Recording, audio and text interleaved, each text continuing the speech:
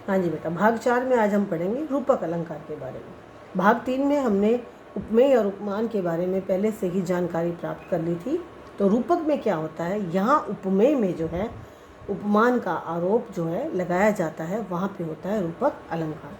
इसे उदाहरण से समझेंगे। चरण कमल बंदो हरि राय। अब यहाँ पे चरण जो है वो क्या है, उपमेय, और इस पे आरोप किसका लगा हुआ है, कमल का। ये है हमारा उपमान। मतलब श्री कृष्ण, हरि कौन है, श्री कृष्ण, श्री कृष्ण के चरणों पर हमने आरोप किसका लगाया है, कमल। उपमान मतलब उनके पैरों को जो है कमल के समान बहुत ही ज़्यादा कोमल बनाया गया, उसका आरोप लगाया है, इसीलिए यहाँ पर क्या है, रूपक अलंकार। अब हमारा अगला अलंकार है उत्प्रेक्षा। उत्प्रेक्षा में क्या होता है, जहाँ उपमेय में उपमान की संभावना पाई जाती है, वहाँ होता है उत्प्रेक्षा अलंकार। इस अलंकार में मानो, मनु, ज्यों, त्यों, जानो आदि शब्दों का प्रयोग होता है। ये एक तरह से उत्प्रेक्षा अलंकार की पहचान है कि जिन पंक्तियों में इन शब्दों का प्रयोग होता है वहाँ पर उत्प्रेक्षा अलंकार होता है। इसका उदाहरण देखिए। सिर फट गया उसका वहीं, मानो अरुण रंग का घड़ा। अब यहाँ पर सिर, फटा हुआ सिर क्या है हमारा, उपमेय, और अरुण रंग का घड़ा क्या है हमारा, उपमान। हमने क्या कहा कि यहाँ पे उपमेय में जो है उपमान की संभावना की जाती है। जैसे अब अगर हम देखें तो जब सिर फट जाएगा वो अंदर से कैसे दिखेगा, लाल रक्त लगा हुआ सना हुआ, और घड़ा जो है वो कैसा है, लाल रंग का। इसीलिए जो है उसमें संभावना की गई है कि सिर जब फटेगा तो वो कैसा दिखेगा, जैसे कि कोई लाल रंग का घड़ा।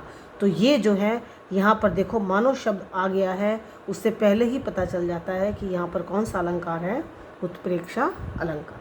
अब हम अपने अंतिम अलंकार की बात करेंगे, वो है हमारा मानवीयकरण अलंकार। इस अलंकार में क्या होता है, हम जड़ प्रकृति की जो वस्तुएं हैं उनमें मानवीय भावनाओं की जो है क्या कर लेते हैं, आरोप लगा देते हैं, या उनका जो है मान लिया जाता है, उनकी तुलना कर दी जाती है, वहाँ पे होता है मानवीयकरण अलंकार। इसको उदाहरण से समझेंगे। दिवस अवसान का समय, मेघमय आसमान से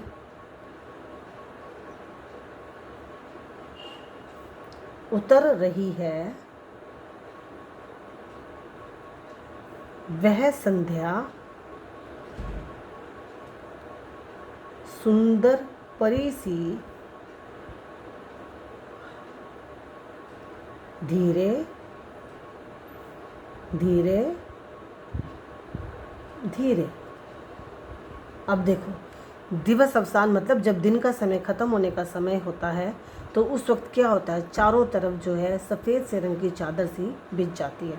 तो उसकी तुलना किससे कर गई है, वो कहते हैं कि जब दिन ढलने लगा है और संध्या का समय आ गया है तो ऐसे लगता है कि आसमान से एक परी जो है, परी किस तरह के वस्त्र पहनती है, सफ़ेद रंग के, कि एक परी जो है आसमान से उतर रही है, और कैसे, धीरे धीरे। मतलब दिन दो है जो धीरे धीरे ढल रहा है और संध्या का समय जो है वो धीरे धीरे नज़र आ रहा है। तो यहाँ पर क्या है, मानवीकरण अलंकार। जड़ प्रकृतियों में जो है मानवीय भावनाओं की जो है कल्पना कर दी जाती है, उनका आरोप लगा दिया जाता है, वहाँ पर बन जाता है हमारा मानवीकरण अलंकार। और इसी के साथ अब बच्चों हमारे शब्दालंकार और अर्थालंकार ख़त्म होते हैं, और उम्मीद करती हूँ आपको ये सब बहुत अच्छे तरीके से समझ आ गए हो।